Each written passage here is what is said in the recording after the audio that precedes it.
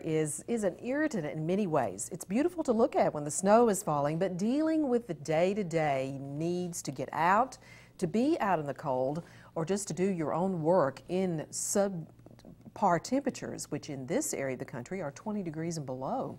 And we've had a stretch of that weather.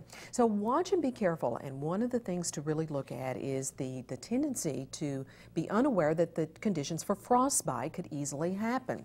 So let's just review again what frostbite actually looks like and what it can do so you can be safe. And then we'll look at hypothermia. How do you know you've been out in the cold way too long? Well, one of the signs to first look for with frostbite is to just take a look at your fingers again, and especially your feet. Those extremities are the first to feel the effects. And one thing to look at, of course, is if you have any white or grayish color skin areas. And then look at if your skin begins to feel waxy or unusually firm, really hard in any way. That again is a sign that frostbite might be setting in, and obviously numbness. Now, of course, you know when you play in the snow too long, when you play or you walk outside, your feet begin to tingle and do feel numb. That is a sign that you really need to pay attention to. When the other signs begin to set in as well, there may be the danger of frostbite. And of course, it's the idea of these tissues on the extremities first to be very careful with. That's why it's important, again, to protect ears, to protect fingers, to protect toes in many different ways. You know, we get very comfortable here in South Central Kentucky with the idea of having much milder winters year in and year out. And when we're hit with unusual cold spells, very often we don't have either the boots that are waterproof, we don't have, again, the gloves that really are going to keep that temperature in, and some of the actual materials. So fortunately, at this time of the year, many of those things are going on sale. Take a look at those and maybe budget a few extra dollars to really get the right equipment to have, especially maybe to even keep in your car, to have an extra set of weather and waterproof gloves, and to keep them in areas where you would most likely be caught out and have to actually be in the cold weather for long periods of time. So keep those handy and take advantage of the time to get. Now, if you do get frostbite, one thing to remember that medical experts will often say is not to use a heating pad, a heat lamp, or even the heat of a stove, a fireplace, or a radiator for warming, because if your hands are really numb, they could easily be burned. So be very careful when you're using those and not turn those up too high, because you can't really tell how hot you actually are getting with your tissues that you're trying to warm. So just be very careful there too. Don't rub your frostbitten area with snow or massage it at all. It could cause more damage, and that would be a tendency, wouldn't it, to actually rub something to heat up. Warm the affected area using body heat.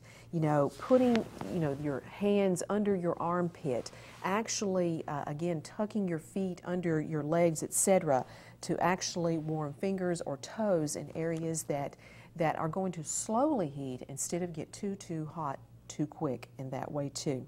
So consider these particular things with frostbite.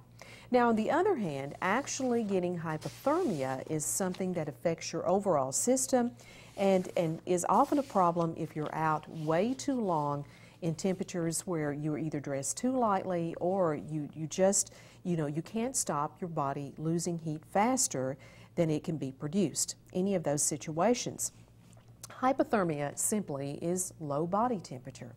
It often sets in very cold temperatures, but it can occur at cool temperatures, and that's about 40 degrees if you become chilled, or in a case where you've been out in the rain too long, you've been sweating too much, you've been submersed in cold water for too long a period of time.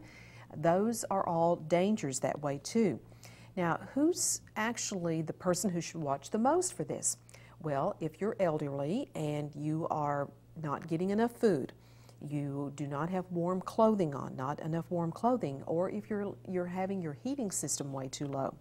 If you have babies that are sleeping in bedrooms that are way too cold as well, or people definitely remaining outdoors for long periods of time. Like, for instance, if you like to do hiking in all weather, if you're a hunter and you're out in cold weather for long periods of time, or if you tend to drink alcohol to too much of a level that is going to be put you in a dangerous situation there too. So what are the symptoms of hypothermia? Well, actually, it's shivering. That's pretty simple when you're cold, but extreme exhaustion as well. Confusion, even when you begin to actually fumble your hands where you don't seem to have control over them. If you find that your memory loss is beginning to affect what you can remember, short-term memory, slurred speech also a sign, and getting very, very sleepy when you've been out in the cold and you're still there. With infants, if infants tend to get really, really bright, red, cold skin or have a very low energy level, that is a dangerous sign for them of developing hypothermia as well. So what do you do if you feel this coming on? Well, first of all, you need to try to get to some type of shelter. You need to get in a warm room. You need to remove any wet clothing, get rid of the clothing, and again, use body heat. This again is one way to actually really begin to use it. Warm the center of your body first.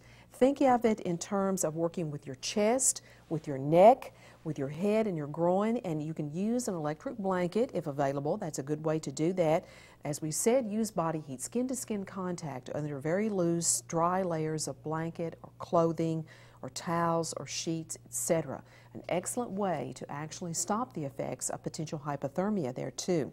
Now, warm beverages do increase body temperature, but not alcoholic beverages. They, again, do not have the same effect, and do not try to give a beverage to someone who may be unconscious at that point.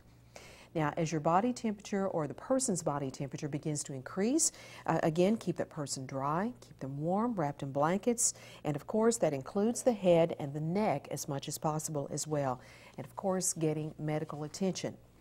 Both frostbite and hypothermia are situations that can come on very gradually or, again, very suddenly, depending on the situation that you find yourself in.